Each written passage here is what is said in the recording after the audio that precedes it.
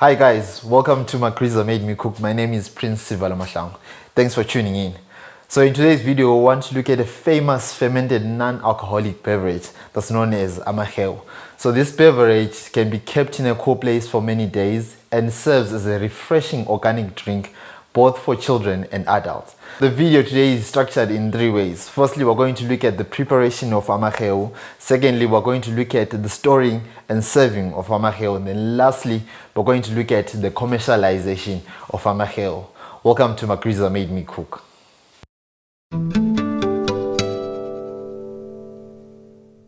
Let's start off with the first phase, the preparation of Amahewu.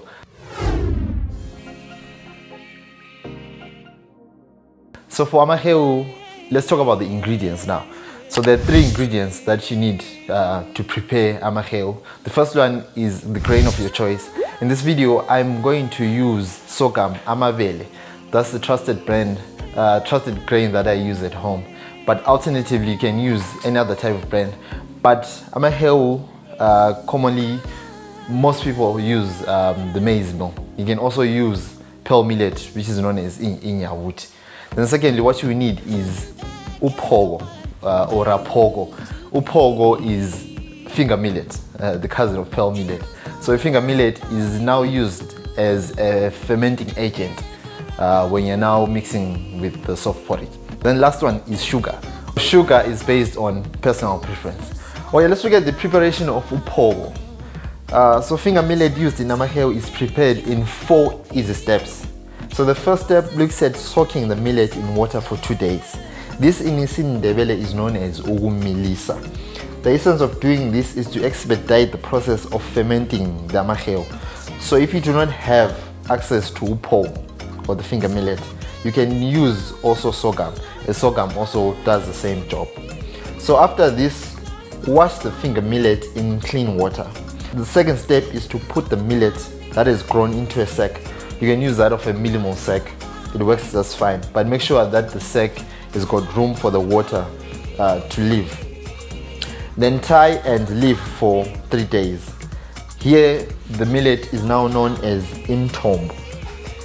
So please make sure it's super tight. The essence of doing this is to drain the water. After this, take the millet and sun dry for 2 days and then grind to produce a minimal-like effect. That is the one that we want to use. So it is wise to produce a large quantity of finger millet in order to repeat this process of making Amahewu.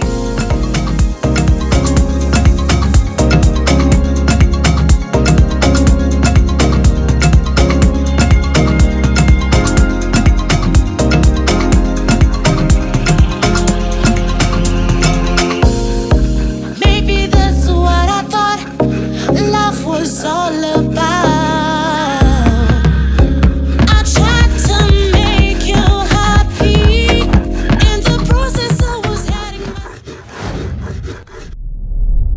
So that's the process of making upogo, which is time consuming. Now let's look at soft porridge. So for soft porridge, we're going to use 4 cups of a small sized cup to cook the soft porridge.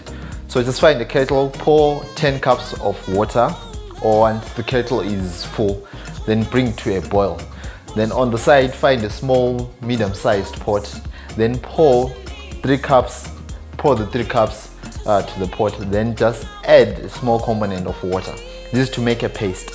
Why we make a paste is to reduce the likelihood of the formation of clumps. Then place the pot into the fire, then pour the water and stir. Then add the last cup and use uphehlo. Okay, so use uphehlo. Then make sure your porridge is not too thick. So if it's too thick, you can also add in some more water. So that's the process of making the soft porridge.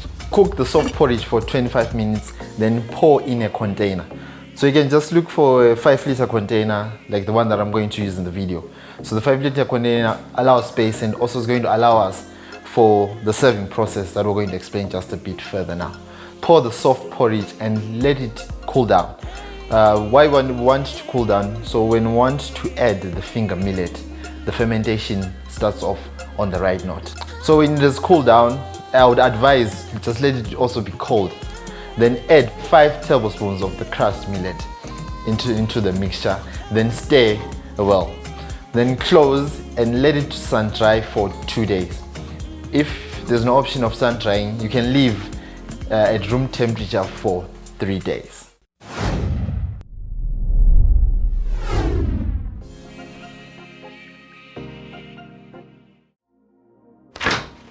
Okay, let's look at the serving and storing of Amahewu. So based on our current ratio, you can store Amahewu for a 7-day period whilst preparing to repeat the cycle any day of the week. So the cycle will only be for cooking the soft porridge, as the finger millet will already have been prepared in advance. In storing for 7 days, look for empty water bottles and pour the Amahewu there, or in other bottles where you can pour the Amahewu there. So I've collected empty water bottles that are 500 milliliters in size. So refrigerate the Amahewu and collect the bottles according to the day of the week. Personally, I drink Amahewu at times during a workout at the gym, in a high intense workout. Either I'll be squatting or doing a shoulder press or any other workout, or sometimes also when I'm taking my aerobics classes. Further, I also love drinking Amahewu when I'm reading a book. I love to read books. So I'll just place the udio by the side, and whilst I'm reading, I also am taking a sip of Amahewu. And also when I'm planning, I'm planning for the show or any other work-related assignments that I have to do, I'll just place the Amahewu by the side. Further, personally, I would advise to drink Amahewu towards bedtime, 2 hours before, as the Amahewu has got a high amount of carbohydrates, so they'll make you very sleepy. So it's advisable if you take them maybe 2 hours before your bedtime, so that you also omit or you skip any sugar spikes. So that's how I take Amahewu.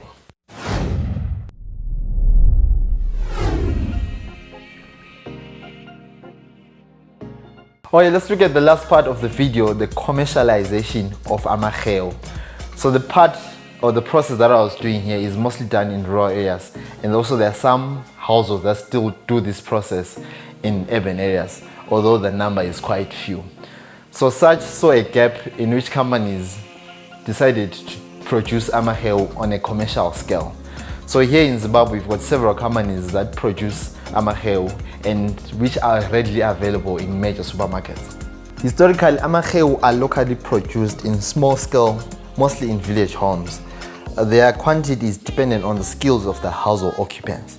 So such a gap saw the advent of companies seeking to close the gap of small-scale production of Amahewu to a large commercial production scale. In Zimbabwe, companies that produce Amahewu include Ndebele breweries with their Royal Mahewu brand.